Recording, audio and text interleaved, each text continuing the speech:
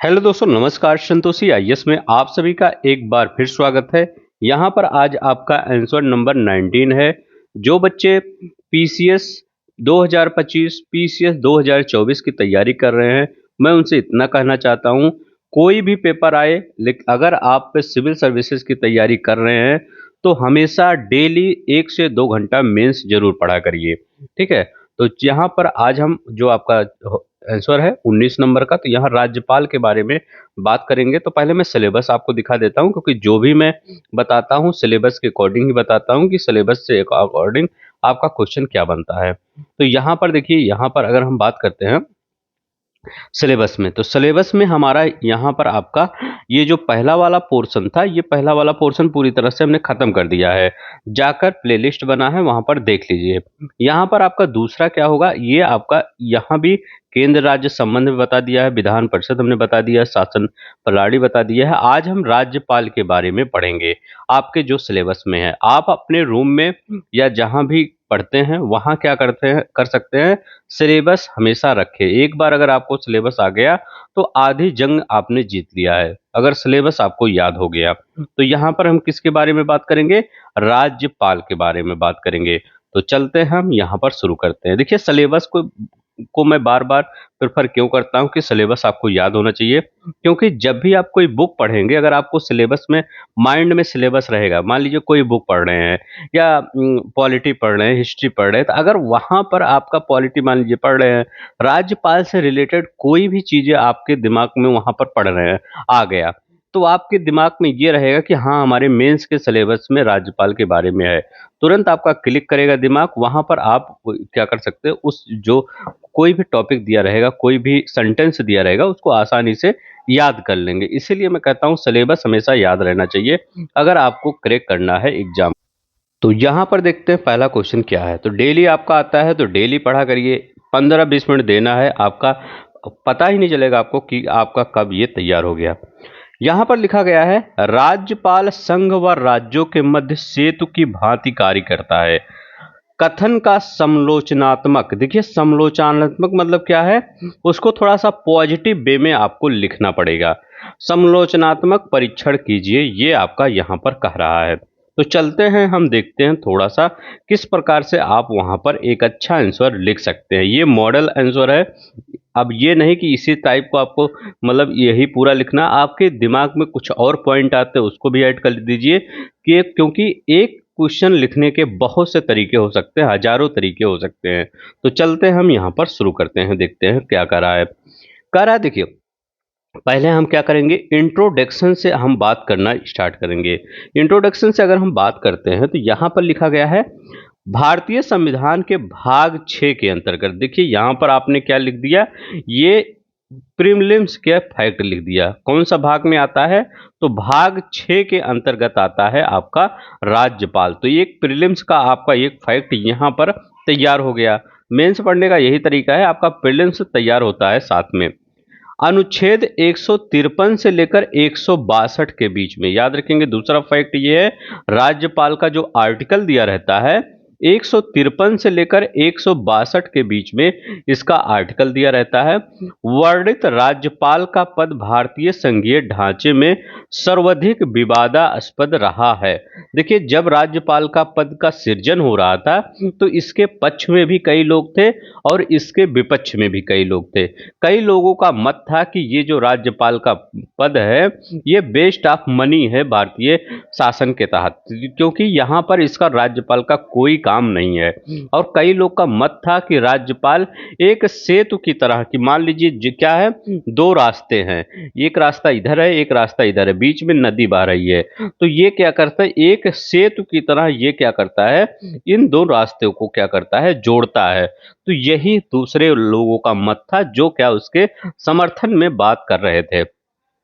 अब यहां लिखा गया, इस मत से संघ, देखिए क्या है, संघ राज्य मध्य सेतु की यहां बात कर रहे हैं। दूसरा मत इसे केंद्र का उपकरण बताते हैं, कि मतलब एक केंद्र का ये मतलब अस्त्र के रूप में केंद्र कभी कभी इसको यूज करता है राज्यों के खिलाफ। तो एक पॉजिटिव बताता है और एक निगेटिव बताता है। तो दोनों ही आप यहाँ पर इंट्रोडक्शन में लिख देंगे। क्या, यहाँ देखिए भाग छा लिख देंगे 53 से 162 में, संग दोनों। अब ये कि इसी की बात करना है, तो ये क्या है, एक पॉजिटिव बता देंगे तो एक निगेटिव बता देंगे। निष्कर्ष देने से पूर्व निम्नलिखित विशेषण अनिवार्य है। अब देखते हैं प्रथम मत के समर्थन में। देखिए याद रखिएगा, जो प्रथम था इसमें जो मत के समर्थन में थे कि राज्यपाल का पद एक संवैधानिक जो पद है, ये हमारे देश के लिए, हमारे शासन व्यवस्था के लिए इम्पोर्टेंट है। तो ये प्रथम जो आपका तर्क है, इसमें जो पॉजिटिव चीजें हैं उनको देख लेते हैं। क्योंकि यहाँ पर समालोचनात्मक व्याख्या करना है, थोड़ा पॉजिटिव तरीके से हमें करना है, आलोचनात्मक नहीं, समालोचनात्मक व्यवस्था देखना है। तो यहाँ पर देखते हैं पहला क्या कर रहा है, कह रहा है यहाँ कह रहा है कि राज्यपाल के नियुक्त राष्ट्रपति द्वारा होती है। तो हाँ, राज्यपाल की नियुक्त किसके द्वारा होती है, तो राष्ट्रपति के द्वारा होती है। अतः वह क्या होता है, केंद्र की ओर से राज्य प्रमुख के पद पर रहकर केंद्र और राज्य के संबंधों को मजबूत करता है। तो मतलब यहाँ पर क्या करना, पॉजिटिव पॉइंट लिख देना, एक आपका आ गया कि यह राष्ट्रपति के द्वारा नियुक्त होता है और वो केंद्र सरकार की ओर से राज्य प्रमुख के पद पर क्या रहकर केंद्र और राज्य संबंधों को मजबूत करता है। ये याद रख लेंगे। पहला आपका ये हो गया। दूसरा क्या कर सकते हैं, कहते हैं राज्यपाल केंद्र व राज्य के मध्य संभावित तनाव को कम करने में मददगार होता है। कभी कभी देखते होंगे बहुत से ऐसे राज्य होते हैं जहां पर जो हो केंद्र में शासन मतलब सरकार होती है, मतलब जो केंद्र में शासन करती है जो पार्टी, वो राज्य में शासन नहीं करती है। तो क्या होता है, वो मिसअंडरस्टैंडिंग होती है। जैसे आप अगर बात करते हैं, केरला की बात करते हैं, तमिलनाडु की बात कर सकते हैं, या झारखंड की बात कर सकते हैं। तो जहां पर आपका वो मान लीजिए इस समय बीजेपी की सरकार है, तो बीजेपी की सरकार नहीं है, तो वहां पर जो राज्यपाल होते हैं, तो दोनों के मध्य जो भी डिस्प्यूट होता है उनको रिजॉल्व करने का काम कौन करता है, तो उनको रिजॉल्व करने का काम करता है आपका राज्यपाल। तो किसी भी तरीके से मददगार होता है, क्योंकि उसका उत्तरदायित्व केंद्र व राज्य दोनों के प्रति होता है। तो याद रख लेंगे उसका जो, क्योंकि वो राज्य का भी प्रमुख होता है और वो केंद्र सरकार का भी एक नियुक्त किया गया मान लीजिए एक संवैधानिक अधिकारी होता है। तो उसका जो अधिकार होता है, मतलब उसकी रिस्पॉन्सिबिलिटी होती है, वो दोनों के प्रति होती है, ना सिर्फ राज्य के प्रति, ना सिर्फ केंद्र प्रति। तो रिस्पॉन्सिबिलिटी दोनों की तरफ से होती है। तो याद रखिएगा, इसीलिए मददगार, तनाव को कम करने में मददगार होता है। तो ये भी आप लिख सकते हैं। तीसरा क्या लिख सकते हैं, राज्यपाल संघ और से राज्य की ओर तथा राज्य से संघ की ओर किसी महत्वपूर्ण निर्देश हुआ, संदेश हुआ के हस्तांतरण में भी उपयोगी होता है। ठीक है, तो ये क्या होगा, जो कोई भी महत्वपूर्ण संदेश हो जिसको पब्लिक डोमेन में नहीं लाना चाहिए, क्योंकि वो थोड़ा सिक्योरिटी इशू रहता है, तो वो क्या करता है, राज्यपाल के थ्रू क्या किया जाता है, उसको सरकार की तरफ, केंद्र सरकार की तरफ, या केंद्र सरकार राज्य सरकार की तरफ उसको स्थानांतरण करने में मुख्य भूमिका राज्यपाल की ही होती है। तो ये याद रख लेंगे, राज्यपाल भी। अब यहाँ पर आप सोचेंगे कि बहुत से डिसएडवांटेज भी इसमें होता है, तो अभी हम यहाँ पर पॉजिटिव चीजें लेकर चल रहे हैं, ये नहीं कि हमको निगेटिव भी चीजें यहाँ पर रख देना है। निगेटिव अलग से मैं बता दूंगा अभी, क्योंकि हमें पॉजिटिव चीजें यहाँ पर लिखना है। समालोचना मतलब थोड़ा सा पॉजिटिव वे में चलना है। चौथा मतलब कर रहा है कि राज्यपाल सेतु के रूप में भूमिका निभाते हुए किसी महत्वपूर्ण राज्य विधेयक को स्वीकृति हेतु राष्ट्रपति हेतु आरक्षित रख सकता है, ताकि राज्य वो संघ और राज्य का तनाव उत्पन्न ना हो सके। क्या होता है, कभी कभी क्या होता है कि जो राज्य होता है कुछ ऐसे विधेयक पास कर देती है जो कि राज्यों को, उसमें वो जो केंद्र होता है उसको थोड़ा सा लगता है कि ये हमारे देश के लिए सही नहीं है, या आपका ये किसी और मतलब वहाँ के लोगों के लिए, मतलब बहुत से राजनीतिक कारण हो सकते हैं जो कि जो केंद्र में सरकार होती है वो सोचती है ये सही नहीं है। तो वो क्या करता है, राज्यपाल ही उस विवाद को जो उत्पन्न होता है उसको थोड़ा सा शांति मतलब एक डिब्बे में रख सकता है। तो आरक्षित मतलब एक जगह रख देता है कि थोड़ा सा अभी ये विवाद शांत हो जाए, बाद में देखा जाएगा क्या होगा। तो ये काम कौन करता है उस विधेयक का, तो वो विधेयक का आरक्षित राष्ट्रपति के लिए आरक्षित करने का काम कौन करता है, वो वो राज्यपाल ही करता है। फिर उस पर क्या होता है, राष्ट्रपति निर्णय लेता है। तो हर चीजें प्रक्रिया के तहत चलती हैं। तो ये क्या करता है, राज्यपाल ही करता है। किसी महत्वपूर्ण राज्य विधेयक को स्वीकृत हेतु राष्ट्रपति हेतु आरक्षित कर सकता है, ताकि राज्य संघ का विवाद उत्पन्न ना हो सके। 4 नंबर का ये है। अब देखिए 5वें नंबर का क्या करा है, जब किसी राज्य में शासन संचालन सुदृढ़ और संवैधानिक तरीके से ना चल रहा हो, तब राज्यपाल राष्ट्रपति शासन की अनुशंसा करके संघीय शासन तंत्र की रक्षा करता है।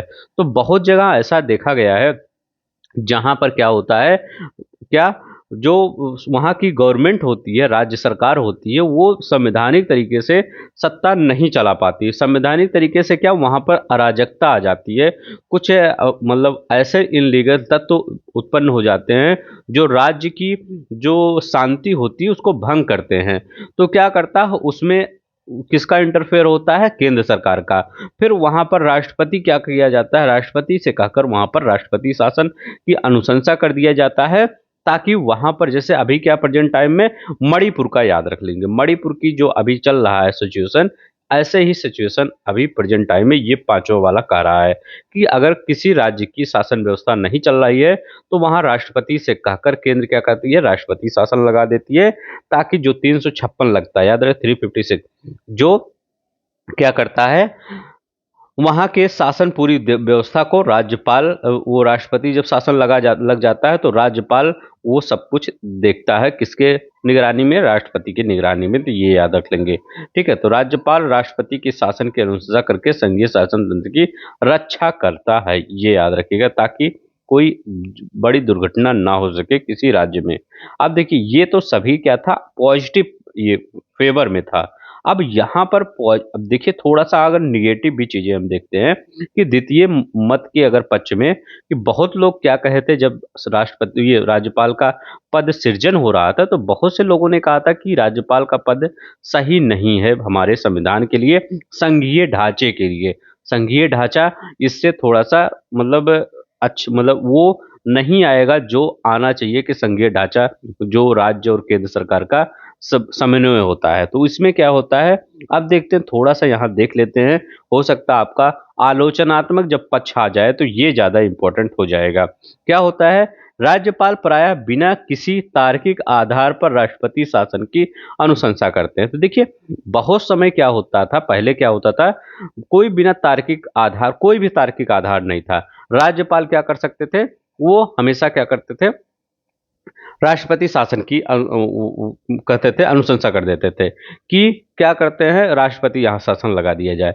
तो क्या होता है, वो राष्ट्रपति जब शासन लग जाता है तो पूरी तरह से वो केंद्र सरकार के अकॉर्डिंग ही उस राज्य का संचालन होता है। राष्ट्रपति मतलब केंद्र सरकार के अकॉर्डिंग ही होगा। ठीक है, तो ये याद रख लेंगे। अब आप कह सकते हैं वो राष्ट्रपति चलाता है, लेकिन राष्ट्रपति भी किससे आता है, केंद्र से ही आता है। तो यहाँ याद रख लेंगे। इसी प्रवृत्ति की रोकथाम हेतु सर्वोच्च न्यायालय ने SR बोम्मई, अब यहाँ पर आप कुछ जो ये कुछ केस थे उनको थोड़ा सा अगर रिलेट कर देंगे ज्यादा सही रहेगा। जो SR बोम्मई बनाम यूनियन ऑफ इंडिया 1994 में आया था, तो ये आप केस याद रख लीजिएगा।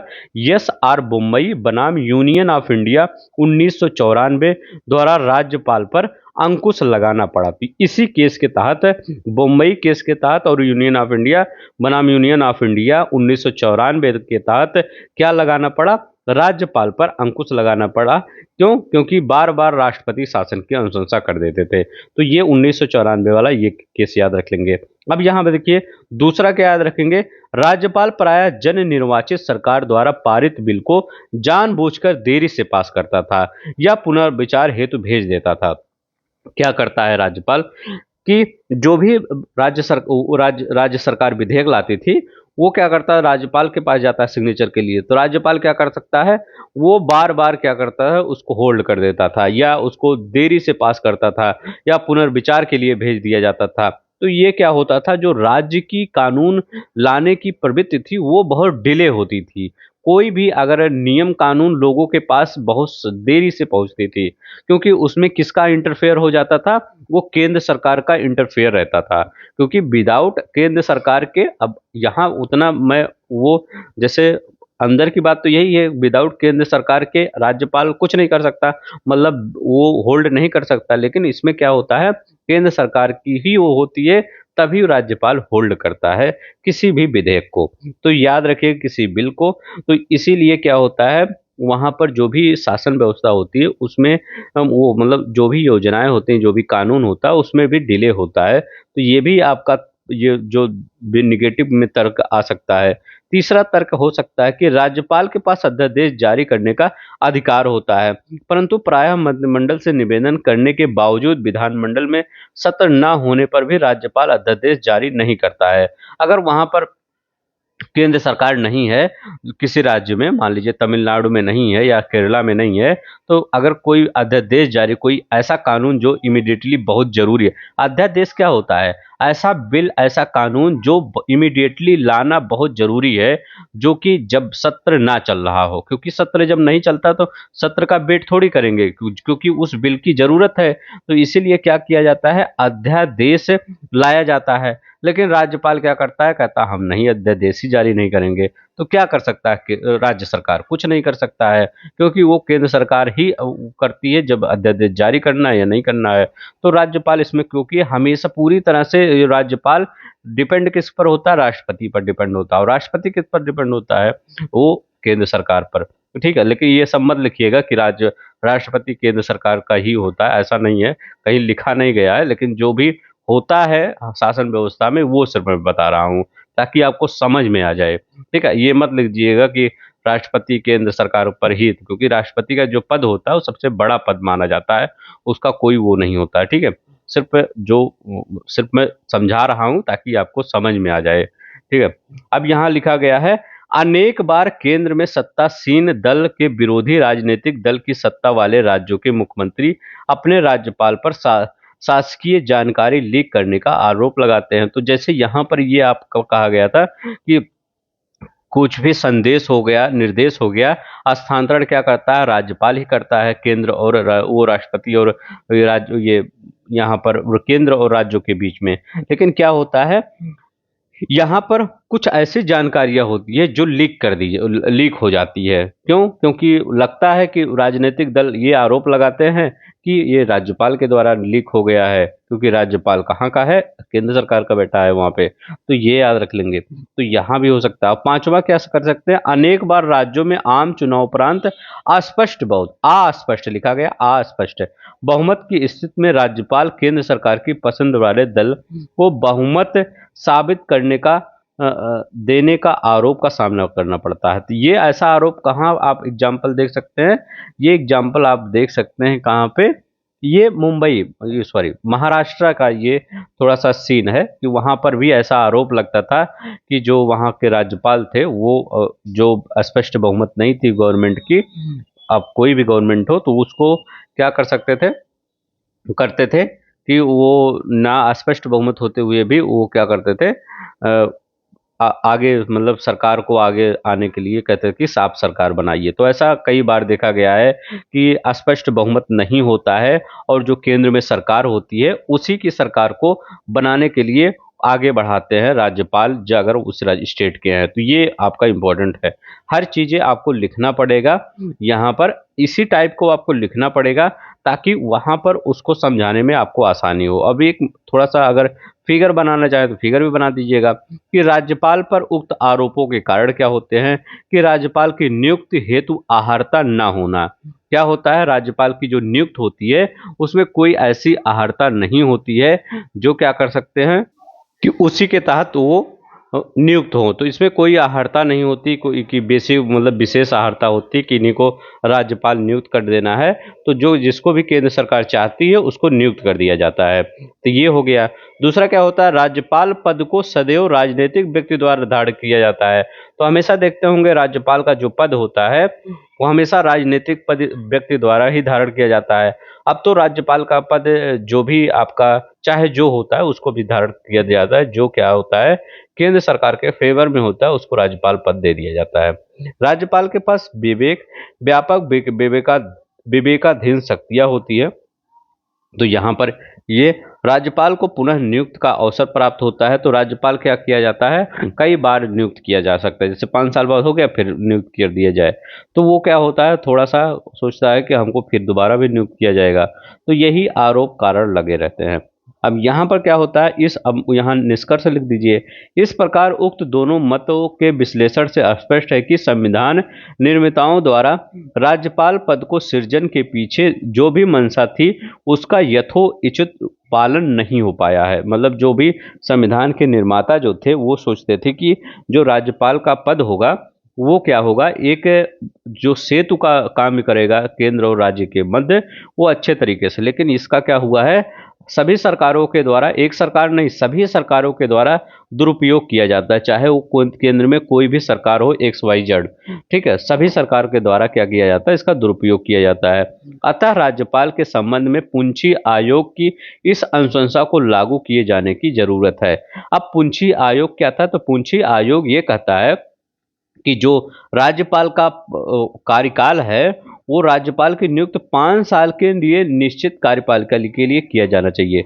जो इसका कार्यकाल है उसको निश्चित कर दिया जाना, कि मतलब क्या है, पुंछी आयोग ने ये कहा था कि इसको ऐसे तरीके से ना, मतलब जैसे जब केंद्र सरकार चाहे तब हटा दे और जब केंद्र सरकार चाहे ला दे, ऐसे नहीं। उसका कोई ऐसा लीगल चीजें होनी चाहिए जिससे हाँ कि हाँ हटाए, या बहुत ही टिपिकल होना चाहिए, तभी किसको हटाया जा सकता है, तभी राज्यपाल को हटाया जा सकता है। तो ये पुंछी आयोग को कहा गया था। लेकिन क्या है, राज्यपाल को केंद्र सरकार जब भी चाहती है तो हटा देती, इधर उधर कर देती है। तो ये याद रखिएगा, पुंछी आयोग के निर्णय को लागू करने की जरूरत है। इससे वह स्वतंत्र और निष्पक्ष होकर कार्य कर सकेगा, क्योंकि उसको अंदर भी डर थोड़ा सा कम हो जाएगा कि हमको हटाया नहीं जा सकता इतनी जल्दी, ठीक है, मतलब इतनी आसानी से। तो बस इतना ही था राज्यपाल के बारे में। कुछ भी पढ़ें, डिटेल में पढ़ें, ताकि आपको अंदर तक उसके माइंड में जाके जाए, ठीक है। तो बस इस देखिए, मैं अब आर ओ का जो भी आपका जो पेपर आया हुआ है 27 जुलाई को, उसके लिए बहुत डिटेल भी चीज़ें लाने वाला हूँ, और ये तो आपका चलता ही रहेगा, इसको बंद मत करिएगा, ताकि आपका उसी के साथ ये भी तैयार होता रहे। जो 2025 के पेपर देंगे पीसीएस का, उनके लिए बहुत इंपॉर्टेंट है, और जो 2024 का देंगे उनके लिए भी इंपॉर्टेंट है। तो अगर अच्छा लगेगा तो लाइक शेयर सब्सक्राइब कर दीजिएगा। बस इतना ही। जय हिंद, जय भारत।